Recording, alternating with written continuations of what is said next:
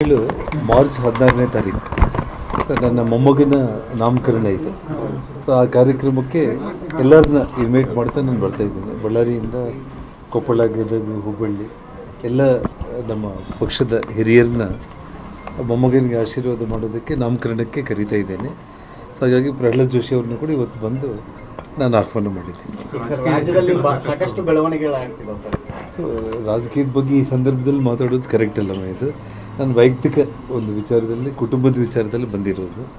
ಹಾಗಾಗಿ ಮುಂದೆ ಆ ಸಂದರ್ಭ ಬಂದರೆ ಮಾತಾಡ್ತೀನಿ. ನಾನು ಯಾವುದೇ ರಾಜಕೀಯ ವಿಚಾರಗಳು ಎಲ್ಲ ಪಕ್ಷದ ಹಿರಿಯರು ಡೆಲ್ಲಿ ಮಟ್ಟದಲ್ಲಿ ಅವರೇ ಎಲ್ಲದನ್ನು ಕೂಡ ಗಮನಿಸ್ತಾ ಇದ್ದಾರೆ. ಅವ್ರೇನು ನಿರ್ಧಾರಗಳು ತಗೊಳ್ತಾರೆ, ಒಬ್ಬ ಸಾಮಾನ್ಯ ಪಕ್ಷದ ಕಾರ್ಯಕರ್ತರಂತೆ ನಾವು ಆ ನಿಟ್ಟಲ್ಲಿ ಕೆಲಸ ಮಾಡೋದು ಬಿಟ್ಟು ಬೇರೆ ಏನೂ ಇಲ್ಲ. ಹೇಳು ಮಾರ್ಚ್ 16ನೇ ತಾರೀಕು ನನ್ನ ಮೊಮ್ಮಗನ ನಾಮಕರಣ ಇದೆ.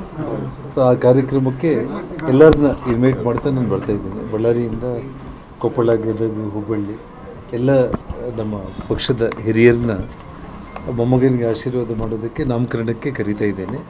ಸೊ ಹಾಗಾಗಿ ಪ್ರಹ್ಲಾದ್ ಜೋಶಿ ಅವ್ರನ್ನ ಕೂಡ ಇವತ್ತು ಬಂದು ನಾನು ಆಹ್ವಾನ ಮಾಡಿದ್ದೀನಿ. ರಾಜ್ಯದಲ್ಲಿ ಸಾಕಷ್ಟು ಬೆಳವಣಿಗೆಗಳಾಗ್ತಿದ್ದಾವೆ ಸರ್. ರಾಜಕೀಯದ ಬಗ್ಗೆ ಈ ಸಂದರ್ಭದಲ್ಲಿ ಮಾತಾಡೋದು ಕರೆಕ್ಟ್ ಅಲ್ಲಮ್ಮ. ಇದು ನನ್ನ ವೈಯಕ್ತಿಕ ಒಂದು ವಿಚಾರದಲ್ಲಿ, ಕುಟುಂಬದ ವಿಚಾರದಲ್ಲಿ ಬಂದಿರೋದು. ಹಾಗಾಗಿ ಮುಂದೆ ಆ ಸಂದರ್ಭ ಬಂದರೆ ಮಾತಾಡ್ತೀನಿ. ನಾನು ಯಾವುದೇ ರಾಜಕೀಯ ವಿಚಾರಗಳು ಎಲ್ಲ ಪಕ್ಷದ ಹಿರಿಯರು ಡೆಲ್ಲಿ ಮಟ್ಟದಲ್ಲಿ ಅವರೇ ಎಲ್ಲದನ್ನು ಕೂಡ ಗಮನಿಸ್ತಾ ಇದ್ದಾರೆ. ಅವ್ರೇನು ನಿರ್ಧಾರಗಳು ತಗೊಳ್ತಾರೆ, ಒಬ್ಬ ಸಾಮಾನ್ಯ ಪಕ್ಷದ ಕಾರ್ಯಕರ್ತರಂತೆ ನಾವು ಆ ನಿಟ್ಟಲ್ಲಿ ಕೆಲಸ ಮಾಡೋದು ಬಿಟ್ಟು ಬೇರೆ ಏನೂ ಇಲ್ಲ.